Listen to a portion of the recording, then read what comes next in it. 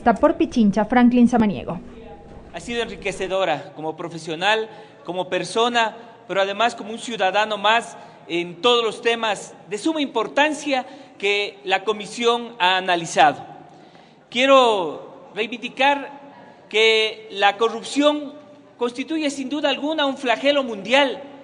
No distingue raza, situación económica, ni posición política, social, religiosa. Y ahí también suscribo lo que se acababa de señalar por parte de mis compañeros asambleístas. Son de tan gravedad que afecta inclusive al orden internacional, toda vez que los mecanismos e instrumentos utilizados se han internacionalizado. Van más allá, como ha quedado demostrado históricamente, de un gobierno, de un país o de una posición. Sin duda alguna, las consecuencias de la misma afectan a la sociedad entera. En lo público facilita a grupos económicos o personas naturales ilegítimos o indebidos beneficios o prebendas a costa de la debida prestación de servicios y la adecuada construcción de obras. En lo privado también hay que señalarlo. Alcanzan a personas naturales, organizaciones y personas jurídicas que utilizan o son utilizados como medios o herramientas para la ejecución de actos delictivos que atentan contra la eficiencia de la administración pública. El acento debemos poner en los funcionarios sobornados para obtener gigantescos contratos con el Estado, la culpabilidad de los corruptores, las grandes empresas, los gigantescos grupos y corporaciones que dominan el mundo. El fondo del problema también debe analizarse. El sistema capitalista basado en la obtención de ganancias a costa de lo que sea, sacrificando inclusive la ética. Por eso se hace necesario determinar aquellos casos en los que la corrupción puede involucrarse y es importante legislar sin duda alguna. Y aportar desde la Asamblea Nacional para alejar a nuestras entidades públicas y a sus funcionarios a cometer actos de este tipo y, por otro lado, liberar al Estado de aquellos elementos que se han dejado seducir por los tentáculos de la corrupción, más aún de aquellos que han hecho de esto una forma de vida a lo largo de la historia, enquistados de gobierno en gobierno, tanto públicos como privados. Hablarle de la corrupción también es hablar de elevación de impuestos, no nos olvidemos, de los paraísos fiscales, entre otros. Son temas que los hemos analizado y seguido dando respuestas desde la Asamblea Nacional. Durante décadas el Ecuador ha luchado contra la corrupción y se han logrado avances significativos en materia legislativa. Por ejemplo, yo quiero recordar que en el Código Penal, en 1971, en el artículo 51, contemplaba como penas peculiares del delito aplicables a las infracciones, entre otras, la interdicción de ciertos derechos políticos y civiles, la privación del ejercicio de profesiones, artes u oficios y la incapacidad perpetua para el desempeño de todo empleo o cargo público. Repito, incapacidad perpetua. Sin embargo, afirmar que el combatir la corrupción solamente desde el punto de vista jurídico es autoengañarnos, y ahí concuerdo, tiene que ser un trabajo integral. El Estado, desde la institucionalidad fortalecida, la sociedad y la familia como célula básica de la sociedad. Pues el combate, como digo, de este mal debe plantearse a diferentes niveles, partiendo desde la prevención. Y ahí quiero repetir algo que hemos venido señalando, la educación con una cultura de valores. Por eso es importante también añadir que la penalización de estos delitos, pero es importante la sensibilización, la capacitación para evitar los efectos que esta causa. Por otro lado, también tenemos que hablar de los órganos de control. Como se señalaba aquí, yo concuerdo que deben asumir con mayor responsabilidad su trabajo encomendado y ampliar su actividad para generar en la ciudadanía una cultura y transparencia. Asimismo, ahí debemos hablar del fortalecimiento institucional, no del debilitamiento del mismo. Tenemos que volver a repetir, el poder popular es fundamental, fortalecerlo, y creo que ahí tenemos que hacer una crítica y una autocrítica. Debemos fortalecerlo a todos los niveles.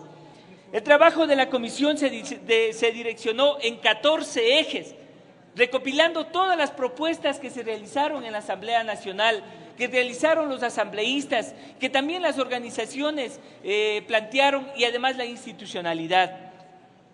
Estos ejes fueron recogidos ampliamente en el proyecto y en la propuesta que hemos presentado.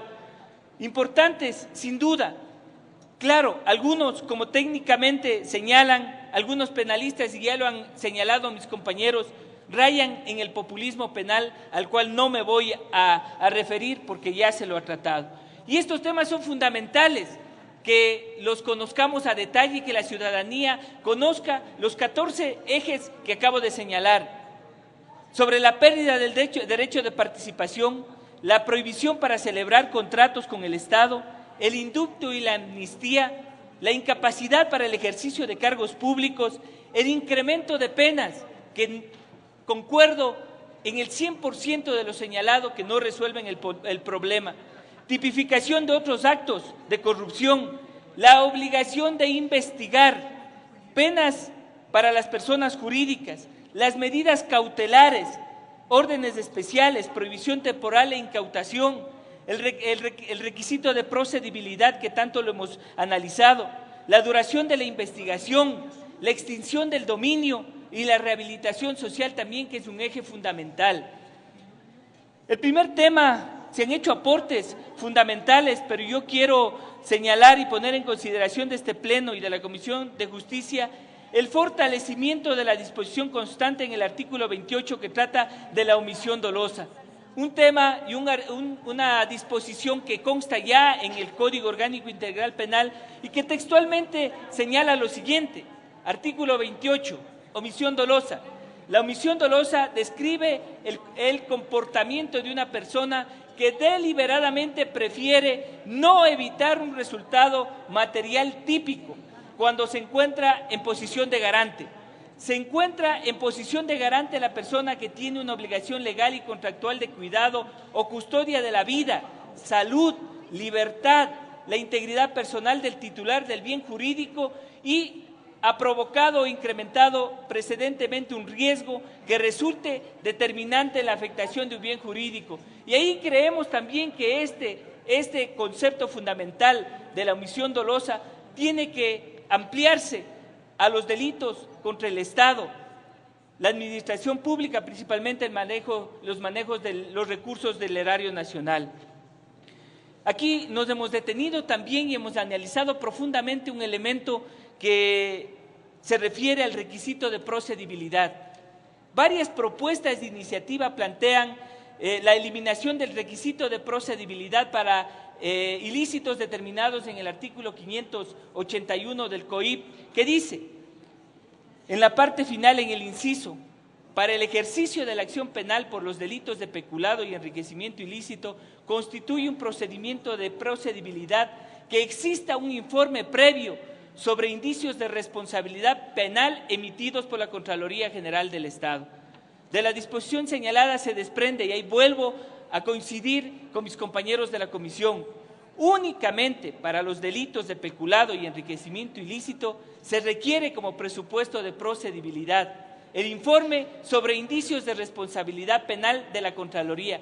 Los demás delitos no necesitan este requisito y yo también me sumo al requerimiento de la investigación. El fiscal no puede venir aquí a decirnos que no ha investigado porque no tiene las herramientas y al final casi echarle la culpa a la Asamblea Nacional porque no ha legislado en ese sentido. El fiscal general del Estado en forma expresa ha señalado que por este requisito de procedibilidad se limita su capacidad de investigación. Y esto también ha llenado y ha sido recogido por los medios de comunicación sin el análisis previo, porque efectivamente en este momento esta situación les da réditos. Quiero señalar que la Corte Suprema de Justicia en el año 2010, en el informe se hizo constar, en donde ya se pronuncia que no se necesita el requisito de procedibilidad para la indagación previa. En este momento estamos yendo un poco más allá, pero sí me parece fundamental la garantía de los derechos también de los funcionarios públicos. Aquí el 99%, sin duda alguna, de los funcionarios públicos son gente honesta y gente correcta. Pero al final yo, para terminar, señor presidente, quiero plantear que este pronunciamiento que está en la sentencia de la Corte también se lo eleve a categoría de ley en el artículo 581, con el fin de evitar las interpretaciones que hasta el momento se han realizado. Por último, quiero expresar nuestro compromiso como legisladores de crear y aprobar leyes que sean necesarias para combatir y erradicar la corrupción, pues ese es nuestro trabajo y jamás claudicaremos en nuestra responsabilidad del mandante y lo que el pueblo ecuatoriano ha depositado sobre nosotros.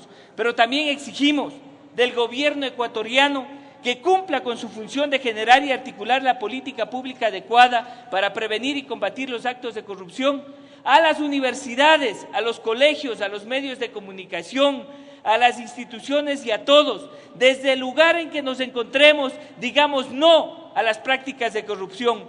Finalmente, señor presidente, quiero hacer un llamado a la célula básica de la sociedad ecuatoriana, a la familia. Ustedes y nosotros tenemos el rol estratégico fundamental, la educación de las futuras generaciones desde la familia. Fortalezcamos una cultura de rechazo a la corrupción. Muchísimas gracias y los aportes serán entregados por escrito. Gracias. A usted, señora